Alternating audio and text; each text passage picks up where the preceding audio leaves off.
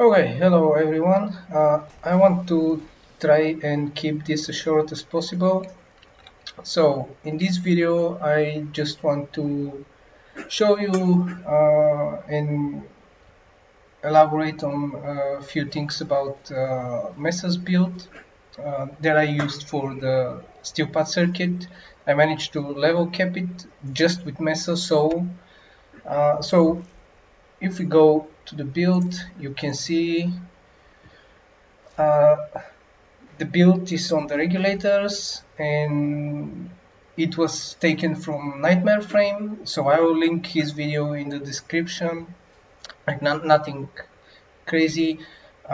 One thing to clarify here is that if you are aiming for the circuit on the steel pad, then you should build the configuration that you want to go with in the circuit on the first configuration slot, because in Technics Cave you don't have the option to switch between your templates. If you have multiple templates, the game automatically picks your first slot and this is what you enter into the mission with, so keep that in mind.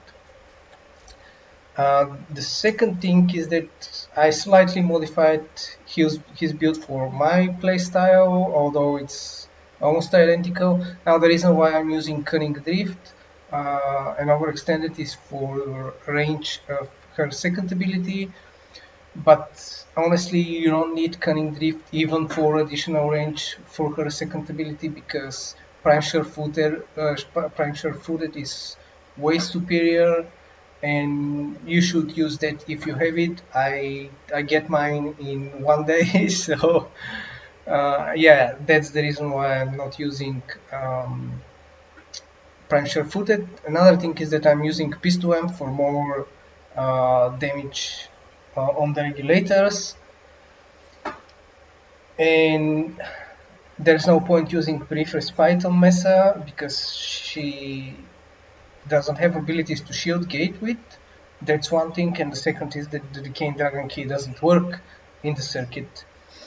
For the arcanes, I'm using Arcane Velocity and Energize. Yeah, also I'm using Staggering Shield, but this is not necessary. So for example, in the circuit you have this decree that gives you cold status effect on enemies in 20 meters. So if you're trying to maximize on that, because there are additional decrees later that, for example, deal 80% more damage to enemies that are affected by cold, and if you pick both decrees, like additional damage to enemies affected by cold, and you pick before that you picked the cold that slows the enemy in 20 meters, then it makes sense to get close to the mobs and for additional damage.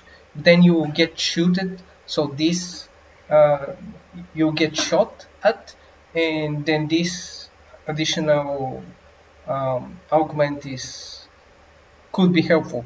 But if you plan to keep your range from the mobs as best as you can, then it's not essential. I've tried without it. It's absolutely playable even without this augment. So in my opinion, it's up to you. You can swap it with whatever you want. You can keep it.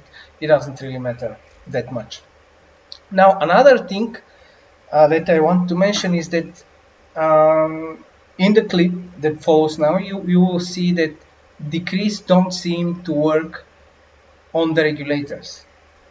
So for example, you will see some moments where I shoot with a bottle. Let me show you what build I used for the bottle. Yeah, I used this. This is my build for Agboto that I used in the clip that you will see now. And with this, because I got the decrease for toxin, and then the decree for spreading that effect upon death of an enemy. So you will see that the decrease actually work when I kill mobs with the Agboto, but they don't work on the regulators. And you see on the clip, you don't apply toxin, you don't apply anything else except for the corrosive, which is built on the regulators. So it seems that the decrease that affect your weapon don't work on the exalted weapon, or at least on Mesa's regulators. So you should keep that in mind as well. When you choose the decrease, it's better to choose decrees that affect your Warframe, for example, especially the decree, for example, for ability efficiency, which actually helps a lot. So in my opinion, if you are to play Mesa exclusively on her regulators, then prioritize decrees that affect the frame and not the weapons. One last thing is that I modified also slightly the shards from Nightmare's video. So for my playstyle, I'm using 2 Tau Forged for energy, and the rest are red for secondary critical chance.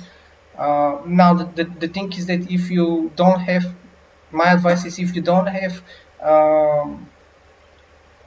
2 Tau Forged blue shards, then use whatever you have, maybe 1 Tau Forged or no Tau Forged, but then use 3 regular or 1 Tau Forged and 2 regular blue shards for energy, because she is quite,